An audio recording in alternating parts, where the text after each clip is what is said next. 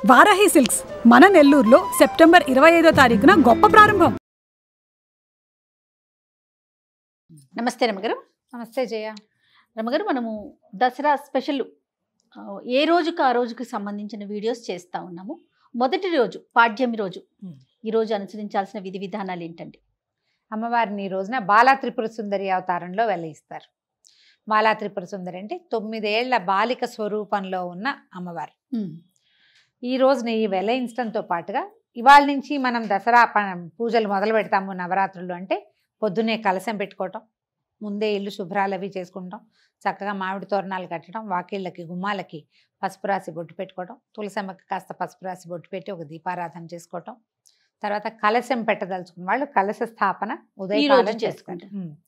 కలశం పెట్టడము, అఖండం పెట్టదలుచుకుంటే అఖండం కూడా ఒక చిన్న మంచి మూకుడు, పెద్ద సైజు మూకుడు తీసుకోవటం, దానికి పెద్ద ఒత్తి, దానికి సరిపడా కొంచెం లోపల 2-3 చుట్లు వచ్చి పైకి ఒత్తి వచ్చేలాగా పెట్టుకోవాలి. కరెక్ట్గా వేసామనుకో ఒత్తి ఇదైపోతుంది కదా, పొడి తీసిన కొద్దీ ఒత్తి చిన్నదైపోతుంది.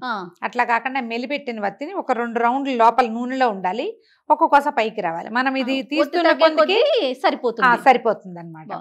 తర్వాత మా మూకుడులో చక్కగా నిండుగా ఆజ్యం పోస్తారు. మీరు నెయ్యి పొయ్యి దలుచుకున్నారో నూనె పొయ్యి దలుచుకున్నారో మీ విధానం పోసుకోవటము. వెలిగించి ఒకచోట కదలకుండా జాగ్రత్తగా రక్షించగలిగే ప్రదేశంలో, చిన్నపిల్లలు ఉండకూడదు, గాలి తగలకూడదు, ఇతరత్ర నడిచే వాళ్ళ బట్టలు రెపరెపలు వస్త్రాలు తగలటము లాంటివి జరగకూడదు.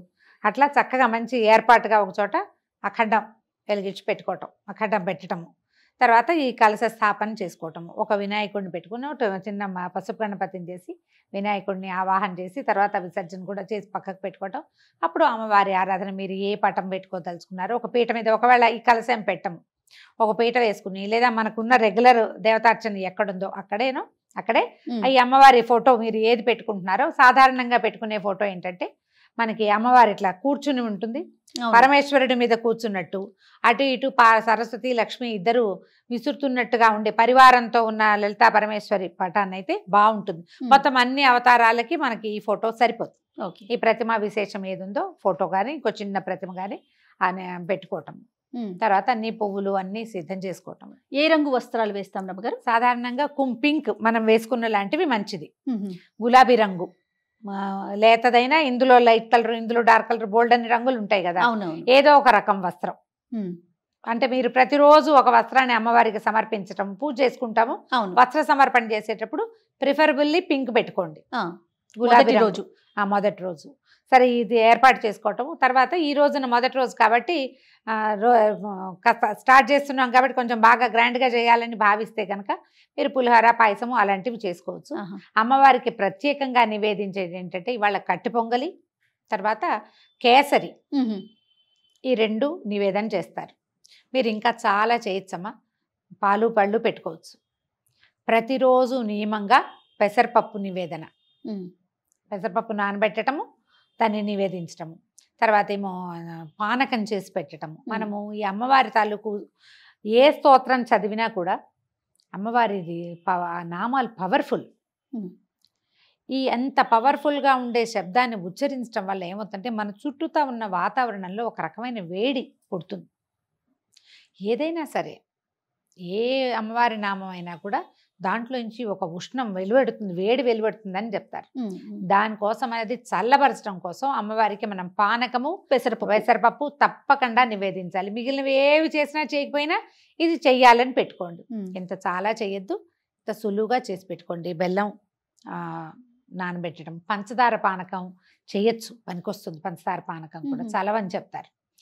కొంచెము ఏలక్కాయలు, తర్వాత ఒక చిటికెడు పచ్చకర్పూరము, కొంచెం మిరియాలు, వీలైతే అవి గ్రైండ్ చేసి పక్కన పెట్టుకోండి. ఈ వారం 10 రోజులు వాడుకోవడానికి పనిచేస్తుంది. అలానే ఆ చేత్తో ఈ చేత్తో ముట్టుకునేవి కాకుండా కొంచెం పై ఎత్తున జాగ్రత్తగా పెట్టుకోవటం, పానకం నివేదన చేసుకోవచ్చు. అక్కడి నుంచి అమ్మకి బాలా త్రిపుర సుందరికి సంబంధించినటువంటి స్తోత్రాలు చదువుకోవచ్చు. మీకు స్తోత్ర నిధి యాప్లో బాలా త్రిపుర సుందరి అష్టోత్తరం శతనామావళి దొరుకుతుంది. అష్టోత్తర స్తోత్రము దొరుకుతుంది, శతనామావళి దొరుకుతుంది. ఆ 2 చదువుకోవటం మీ వల్ల అవేమీ కాదు.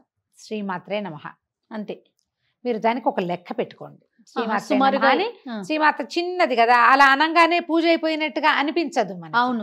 108 మీరు ఒక మాల పెట్టుకుని ఆ. 108కి పూసలున్న మాలలు దొరుకుతాయి కదా, అవునండి. మాలతోటి అమ్మవారిని నమస్కారం చేసుకోవటం, ఆ మాలని మీరు 108 సార్లు జపం చేస్తే చాలా పర్ఫెక్ట్గా సరిపోతుంది చేయగలిగితే గనక.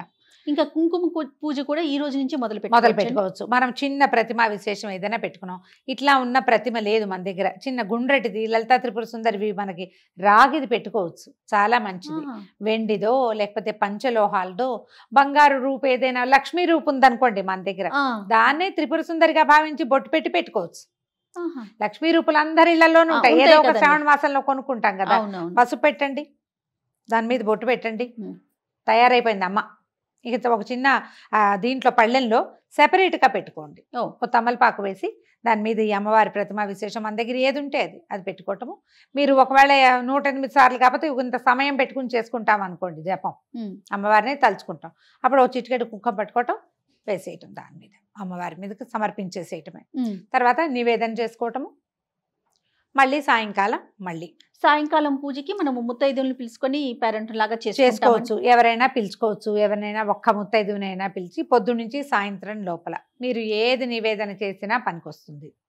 ఏ పండు నివేదన చేసినా సరే. మీరు ఇది కాకుండా ఒకవేళ ఇలా చేయలేము, మామూలు వంట చేసుకుంటాం, అన్నం పప్పు కూర ఏవో చేసుకుంటాం కదా, మహానివేదన అది కూడా నివేదన చేయొచ్చు. పాత్ర ఏ పాత్రలో వండుతామో ఆ పాత్రతో సహా తెచ్చి పెట్టచ్చు, లేదా ఒక అరిటాకులోనో ఒక వెండి పళ్ళెంలోనో, మనం ఎంగిల్ చేసిన పళ్ళాలు కాకుండా రోజువారీ మనం తినేవి కాకుండా ఒకవేళ అందులోనే ఉంటే దాంట్లో ఒక అరిటాకు వేసేయండి.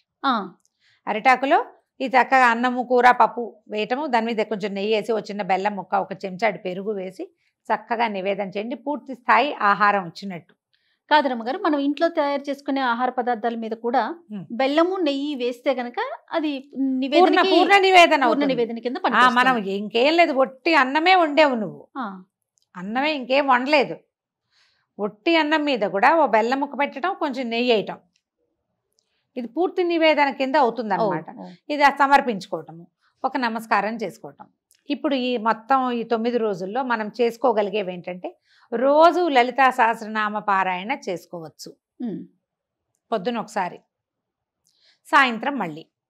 ఒకవేళ కాదు ఇంకా ఇంకొకటి ఏదైనా చేయాలంటే లక్ష్మీ అష్టోత్తరం పారాయణ చేసుకోవచ్చు ప్రతిరోజు, లక్ష్మీ సహస్రనామం చేసుకోవచ్చు ప్రతిరోజు.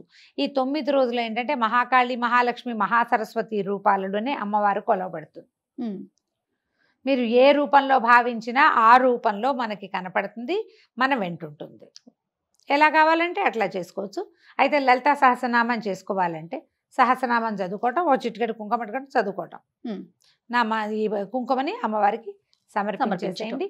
నివేదన చూపించి ప్రతిరోజు అమ్మవారిని కదపాలా ఇలాంటి ప్రశ్నలు వస్తాయి, ఏమీ కదపద్దు. ఈ 9 రోజులు కూడా అలా కదిపే పని లేదు. మీరు పటం పెట్టుకున్నా, ప్రతిమా విశేషం పెట్టుకున్నా, కలశం పెట్టుకున్నా అమ్మ అక్కడ చక్కగా కూర్చుని ఉంటుంది.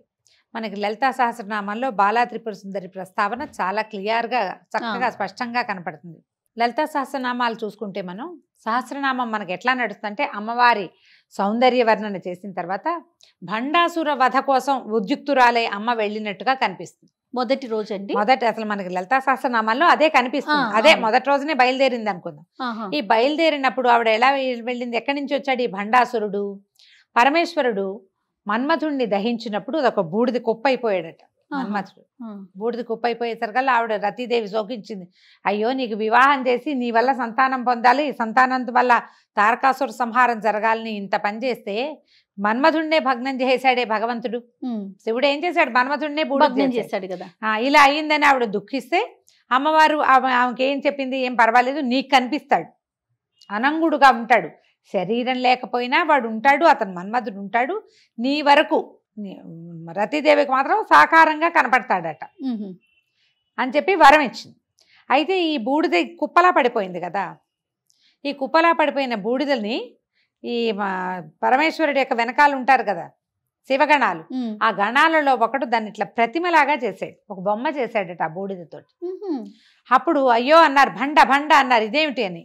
ఆ భండు ఆ బూడిదతోటి తయారు చేయబడిన వాడు ఒక రాక్షసుడుగా మారాడు.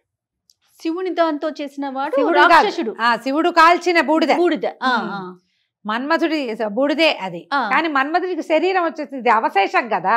ఆహా. ఈ అందుకని బూడిదలో చేతులు పెట్టి ఆడకూడదు అలాంటివి చెప్తారు కదా అవునమ్మా. పెద్దవాళ్ళు. ఓహో. ఎందుకు ఈ భండాసురుణ్ణి సంహరించడానికి లలితా త్రిపుర సుందరి తన సైన్యంతో సహా వచ్చింది. అందులోనే మనకి వారాహి వాళ్ళందరి స్వరూపాలు కనపడతాయి, లలితలో కనిపిస్తుంది ప్రత్యేకంగా. ఈ భండపుత్ర వధోద్యుక్త బాలా విక్రమనందిత అని ఒక నామం ఉంది. భండుడి యొక్క కుమారుణ్ణి సంహరించింది అమ్మవారు. ఏది కుమారి రూపంలో బాల విక్రమనందిత అని చెప్తారు. బాల యొక్క విక్రమాన్ని చూసి సంతోషించింది అమ్మవారు. అమ్మవారి పుత్రికగా చెప్తారు ఈ బాలా త్రిపుర సుందరిని. మనం ఏమనుకుంటే ఆమె యొక్క బాలిక రూపం అనుకుంటాము, ఇట్లా చూపిస్తారు. మనం ఎట్లాగైనా చేయొచ్చు. ఓకే. అయితే ఈ రూపాన్ని మనం ఎట్లా ఆలోచించాలి? ఒక 9 సంవత్సరాల చిన్న కన్యకా స్వరూపం. మనకి ఫోటోలు కూడా కనిపిస్తాయి. చక్కగా పట్టుకుని వస్త్రాలు అవి చాలా ముచ్చటగా ఉండి లంగా జాకెట్ వేసుకుని జడ ముందుకు వేసుకుని ఉన్న బాలా స్వరూపం ఎంత అత్యద్భుతంగా ఉంటుందో. అవును. అమ్మవారి యొక్క ప్రార్థనా శ్లోకం ఏదైనా ఒకటి తీసుకుని బాల చదువుకోవచ్చు నెంబర్ ఆఫ్ టైమ్స్. మీరు 108 పెట్టుకోండి. ఒక శ్లోకం చెప్తారా రమ్మగారు? చెప్తాం. అరుణ కిరణ జాలై రంజితా సావకాశ విధృత జపవటీకా పుస్తకా భీతిహస్త ఇతర కరవరాఢ్య ఫుల్ల కల్హార సంస్థ నివసతు హృది బాల నిత్య కళ్యాణశీల. ఇది ఒక శ్లోకం. ఇందులో ఇంకొకటి ఉంది. మాలాశ్రుణి పుస్తక పాశహస్తాం బాలాంబికాం శ్రీలలితా కుమారీం కుమార కామేశ్వర కేళిలోలాం నమామి గౌరీం నవవర్ష కన్యాం. శ్లోకంలోనే నమామి గౌరీం నవవర్ష కన్యా, 9 ఏళ్ల కన్యకా స్వరూపంలో ఉండి కామేశ్వర కేళిలోల కామేశ్వరుడితోటి ఆడుకునేందుకు సంతోషించేటువంటి అమ్మని నేను కొలుస్తాను. శ్లోకంలోనే చెప్పబడింది. ఈ 9 ఏళ్ల కన్యకా స్వరూపంలో ఉన్నటువంటి బాలని ఈ తొలి రోజున మనం అర్చన చేస్తాం. మీరు ఇదంతా చెయ్యం, ఒట్టి నమస్కారం, దీపారాధన చేయండి, పంచోపచారాలు చేయండి, దీప ధూప నైవేద్యాలు అంతే. మధ్యలో గంధ పరికల్పన, పుష్పం కానీ గంధం కానీ పరికల్పన చేయండి. పువ్వులు పెట్టండి. పువ్వులు పెట్టడం, దీపం ధూపం నైవేద్యం, నమస్కారం. ఆ నమస్కారంతో ఏదైనా ఒక్క ప్రార్థనా శ్లోకం, ఈ ప్రార్థనా శ్లోకం నేను చెప్పింది వివరంగానే వినపడుతుంది కాబట్టి ఇదే మీరు 11 సార్లు 21 సార్లు 40 సార్లు లేదా 108 సార్లు చక్కగా సాకల్యంగా చదువుకోవచ్చు. మంచి ప్రార్థనా శ్లోకం. ఈ శ్లోకాన్ని నేను ఎక్కడి నుంచి తెచ్చానంటే వేములవాడ రాజరాజేశ్వర స్వామి దేవస్థానంలో ఒక గోడ మీద శిలాఫలకం మీద ఉన్నాయి ఈ 2. ఓహో. నేను ఎప్పుడో వేములవాడ వెళ్ళినప్పుడు అది కనపడేసరికి అది తెచ్చుకున్నాను నేను. అదే నాకు విడిగా ఎక్కడ పుస్తకాల్లో ఇవి కనిపించలేదు. మీకు ఎక్కడైనా దొరికితే అది చదువుకోండి. స్తోత్రనిధి యాప్లో బాలాంబికది మనకి అష్టోత్తరం దొరుకుతుంది. అష్టోత్తర శతనామావళి చెప్పుకోండి, పువ్వులు సమర్పించండి, నమస్కారం చేసుకోండి. సాయంకాలం ఇదే మనం రిపీట్ చేస్తాం. ఉదయం ఒట్టిగా నమస్కారం చేసుకుని లలితా సహస్రం ఏదో చదువుకుంటే, సాయంత్రం ఈ విశేష సేవ ఉంది కదా, ఏదైతే మనం బాలాంబికకి చేసుకుంటామో అది చేసుకుని నమస్కారం చేసుకోవటమే. మళ్ళీ రేపొద్దున ఇంకొక దేవతామూర్తిని అర్చన చేసుకుంటాం. సంతోషం రమ్మ గారు. నమస్తే. నమస్తే.